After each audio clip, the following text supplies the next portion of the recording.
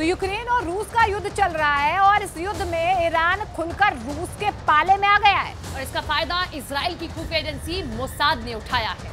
देखिए, मोसाद ने ईरान के मिसाइल प्रोजेक्ट को बड़ा झटका दिया, यानी कि मोसाद के एजेंट ने ही डबल गेम कर दिया है। मोसाद के एजेंट ने बड़ी चालाकी से अपनी पहचान छुपाकर इस सारी साजिश को अंजाम दिया।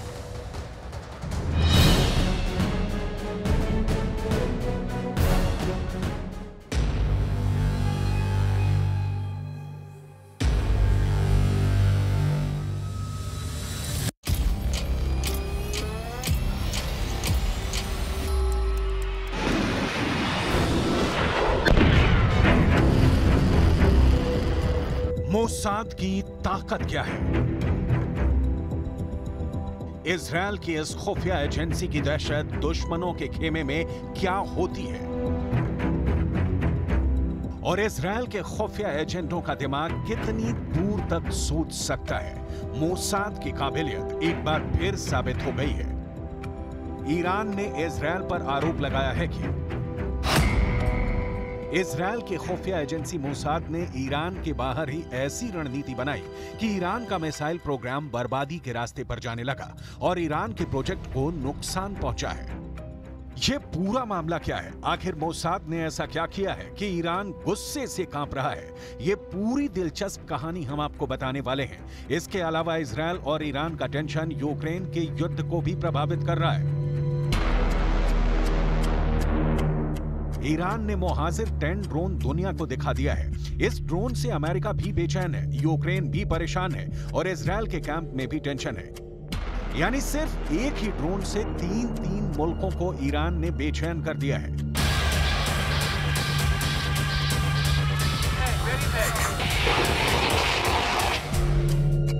अभी कुछ महीने पहले ही ईरान ने हाइपरसोनिक मिसाइल को लॉन्च करने का दावा भी किया था।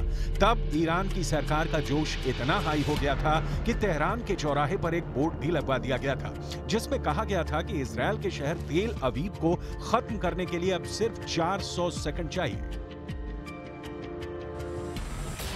यानी आप जरा नोट कीजिए कि कैसे बीते 3 महीनों में ईरान की सरकार बड़ी डींगे मारने में बिजी थी, लेकिन अब अचानक ईरान की सरकार का बयान ईरान के सरकारी टीवी पर जारी हुआ है, जिसमें यह कहा गया कि इजरायल की खुफिया एजेंसी मोसाद के एजेंटों ने ईरान के मिसाइल प्रोजेक्ट को नुकसान पहुंचाने के लिए विदेशों से ऐसा घटिया दर्जे का कनेक्टर मुहैया करवाया जिससे मिसाइल की क्वालिटी ही खराब हो सकती है और मिसाइल लॉन्च होने से पहले ही ब्लास्ट कर सकती है।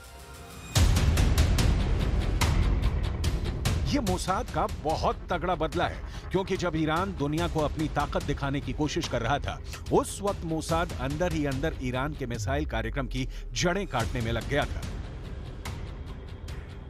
6 जून 2023 को ईरान ने फतेह हाइपरसोनिक मिसाइल दुनिया के सामने पेश की थी। 3 जून 2023 को ईरान ने यह घोषणा कर दी कि वो इस मिसाइल को युद्धपोत पर तैनात करने जा रहा है। यानी सिर्फ 1 महीने से कम समय में ईरान ने पूरी दुनिया को चौंका दिया था।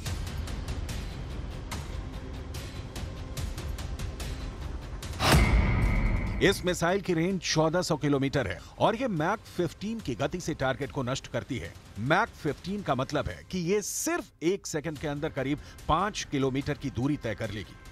इस हिसाब से ईरान इराक बॉर्डर से 1287 किलोमीटर दूर इजरायल तक पहुंचने में इस मिसाइल को मात्र 257 सेकंड लगेंगे। यानी यह मिसाइल सिर्फ 4.5 मिनट के अंदर इजरायल को हिट कर देगी। और इसी को काउंटर करना ही इजरायल की सुरक्षा एजेंसियों के लिए एक बड़ा टारगेट भी था। आज से 2 महीने पहले जब यह खबर आई थी कि ईरान हाइपरसोनिक मिसाइल का परीक्षण कर रहा है, तभी पूरी दुनिया में मौजूद मोसाद के एजेंटों ने अपना काम शुरू कर दिया।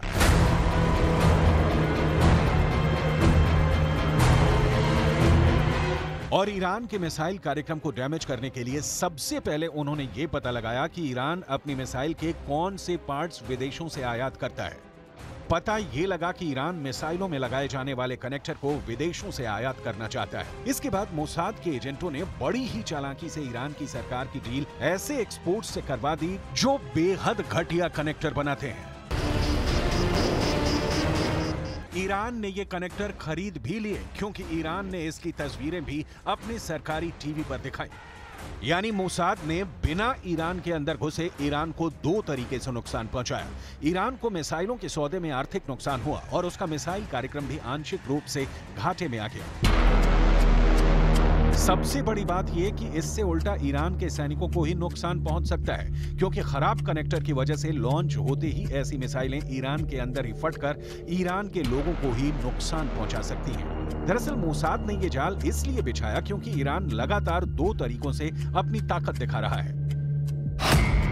पहले तो ईरान के सप्लाई किए गए ड्रोन से यूक्रेन में तबाही मचा दी गई। इससे अमेरिका और यूक्रेन को झटका लगा। और दूसरी बड़ी बात यह भी है कि ईरान ने हाइपरसोनिक मिसाइल बनाने का दावा कर दिया। इससे इजरायल भी चौकन्ना हो गया।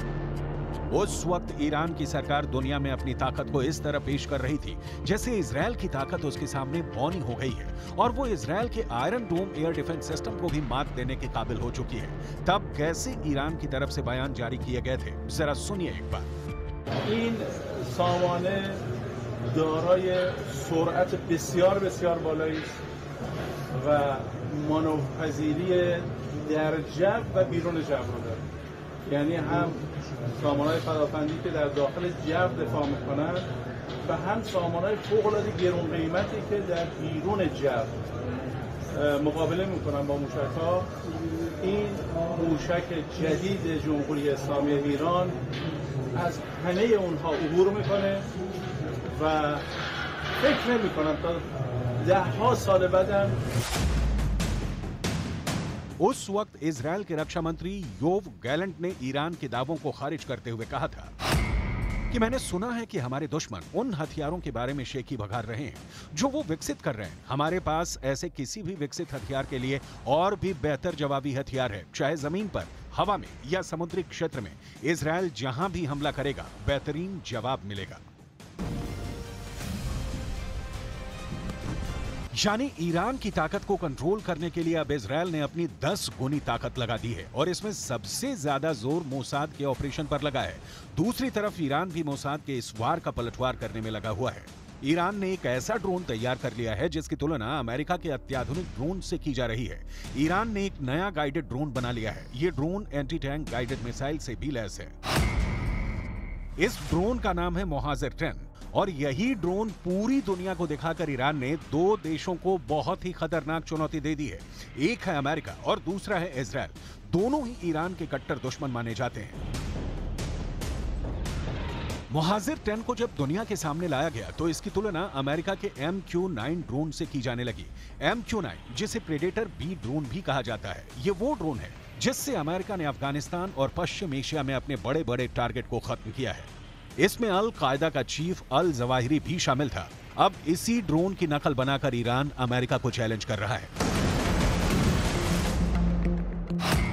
इसकी रेंज 2000 किलोमीटर तक है। ये 24 घंटे तक आसमान में मंडरा सकता है। और सबसे बड़ी बात यह कि मोहाजिर 10 ड्रोन 300 किलो वजन तक की मिसाइल और बम को लेकर उड़ सकता है। ईरान का नया ड्रोन मोहाजिर 10 पुराने वर्जन के मोहाजिर 6 के मुकाबले काफी बेहतर है। ईरान और इजरायल की दूरी 1800 किलोमीटर है और ईरान का दावा है कि मोहाजिर 10 2000 किलोमीटर की रेंज तक हमला कर सकता है। यानी ये एक तरफा उड़ान भर सकता है और वहां एक कामिकाज़े ड्रोन की तरह हमला कर सकता है। इसी बात को लेकर अमेरिका और इजरायल घबराए हुए हैं। ईरान के ड्रोन की रेंज बढ़ती जा रही है और अब इसकी जद में पश्चिम एशिया के वो इलाके भी आ रहे हैं जहां अमेरिका के अड्डे हैं और वो इस ड्रोन को लेकर काफी बौखलाए हुए हैं। به طرف این کشور بخواد به تعدی و تجاوز دراز بشه حتما دست اونها به دست توانای نیروهای ما قطع خواهد شد.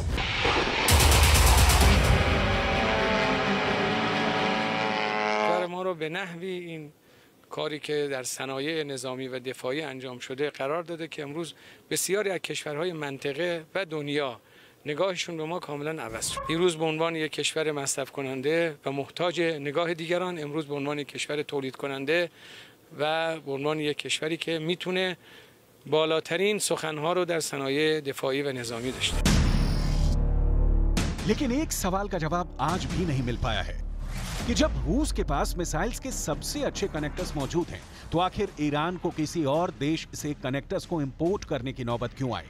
इसके बारे में कुछ एक्सपर्ट्स का यह कहना है कि रूस के हथियार गोदाम में मिसाइलों का अकाल पड़ रहा है, क्योंकि युद्ध के 500 से ज्यादा दिन बीत चुके हैं और ऐसे में मिसाइलों को बनाने के लिए सबसे पहले रूस को ही कनेक्टर्स की जरूरत है, और वो अब ये कनेक्टर्स किसी से भी एक्सपोर्ट नहीं करना चाहता है।